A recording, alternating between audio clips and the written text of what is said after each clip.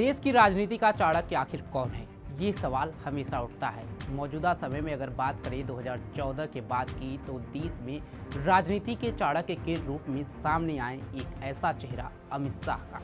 अमित शाह 2014 के बाद जिस तरह से बीजेपी वापस आई सत्ता में, उसके बाद से जितने भी चुनाव हुए लगातार वो जीतती गई। सिर्फ और सिर्फ केंद्र के चुनाव नहीं, बल्कि कई राज्यों के भी चुनाव में बीजेपी ने अपना परचम फहराया। इसके बाद से राजनीति के चाणक्य अमित शाह को कहा जाने लगा। तो क्या अमित शाह खुद को राजनीति का चाणक्य मानते हैं या नहीं मानते हैं, इस पर अमित शाह ने खुद बयान दिया है। सुनिए अमित शाह ने राजनीति के चाणक्य को लेकर क्या बयान दिया।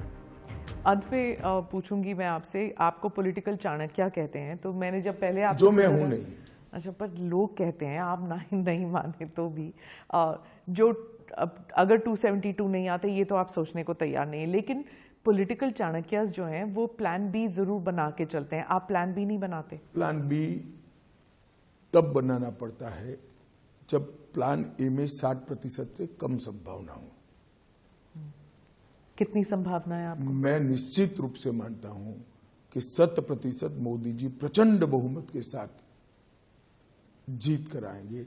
पूरा देश चाहता है, ये देश सुरक्षित हो, ये देश समृद्ध हो, इस देश का दुनिया में सम्मान बढ़े, ये देश आत्मनिर्भर हो, ये देश विकसित भारत बने और हर भारतीय, चाहे गरीब से गरीब हो, चाहे कितना भी धनवान हो, ये सभी मानते हैं कि 10 साल में दुनिया में देश का सम्मान बढ़ा। तो सुना आपने, अमित शाह ने सीधे तौर पर राजनीति से जो उनको चाणक्य का दर्जा दिया जा रहा है, बीते 2014 के बाद से उन्होंने सीधे इनकार कर दिया है। और वहीं आगे बातचीत में अमित शाह ने देश में जिस तरह से विपक्ष लगातार हमला कर रहा है कि बीजेपी आरक्षण को हटा देगी, अमित शाह ने इस पर भी पलटवार किया है और कहा है कि जब तक बीजेपी का एक भी सांसद सदन में मौजूद रहेगा, बीजेपी तब तक कभी भी आरक्षण नहीं हटाएगी। सुनिए अमित शाह ने क्या कहा। आप इसको दुष्प्रचार कह दीजिए, मिस इन्फॉर्मेशन, डिसइन्फॉर्मेशन या फिर सिलेक्टिव इंफॉर्मेशन, ये बिल्कुल गांव तक फैल गया है व्हाट्सएप के जरिए कि रिजर्वेशंस हट जाएंगे, मुस्लिम रिजर्वेशंस आ जाएंगे, ये सब इट स्प्रेड्स वेरी फास्ट। अब देखिए ऐसा है, आप सिर्फ व्हाट्सएप और चैनल देखती हैं, हम लोग लाखों किलोमीटर टूर कर करोड़ों लोगों का जनसंपर्क करते हुए वो आपको दिखाई नहीं पड़ता है। बड़ी दुर्भाग्य की बात है। हमने इस बात को पूरी तरह से मजबूती के साथ स्पष्ट किया है, मैं आज आपकी चैनल के माध्यम से भी कर रहा हूं। जब तक भाजपा का एक भी सांसद है, इस देश में से SC, ST, OBC के रिजर्वेशन को कोई हाथ नहीं लगा सकता। और नरेंद्र मोदी से बड़ा SC, ST, OBC रिजर्वेशन का कोई समर्थक नहीं।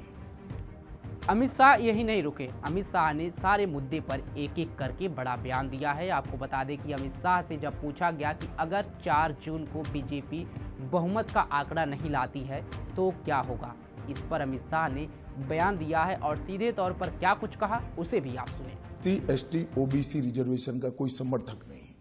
अगर 4 जून को 272 पार नहीं करते आप, तब? मैं ऐसी संभावना नहीं देखता। इस देश में मोदी जी के साथ 60 करोड़ लाभार्थियों का एक फौज मजबूती के साथ खड़ा है, जिसकी ना कोई कास्ट है, ना कोई एज ग्रुप है। हमने लगभग 4 करोड़ गरीबों को आवास दिया है। तो सुना आपने, लोकसभा का चुनाव चल रहा है और इसी बीच अमित शाह का ये बयान बड़ा मायने रखता है, क्योंकि अमित शाह को राजनीति का चाणक्य कहा जाता है। लेकिन अमित शाह राजनीति के चाणक्य के सवाल पर सीधे सीधे अपने आप को दूरी बनाते दिखे। और वहीं 4 जून को ये कह दिया कि सत्ता में बीजेपी की सरकार वापस आएगी और प्रधानमंत्री मोदी लगातार तीसरी बार सत्ता पर काबिज होंगे और देश के प्रधानमंत्री बनेंगे। इस पर आपकी क्या राय है, कमेंट बॉक्स में जरूर बताएं। तब तक के लिए जुड़े रहे हमारे साथ और देखते रहें पंजाब केसरी.com। धन्यवाद।